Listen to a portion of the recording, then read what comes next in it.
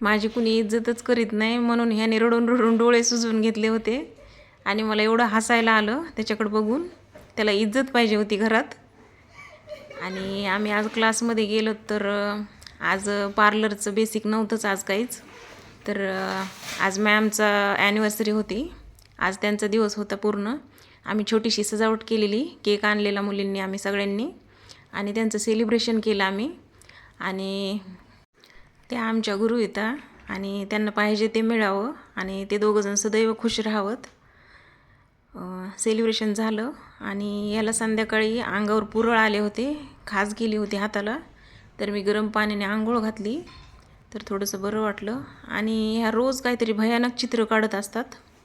We packed our bags. We went to the bus stand. Our bus was ready. We boarded the bus. We found our seats. Our seat number were 11, 12, 13, 14. I sat near the window. Right.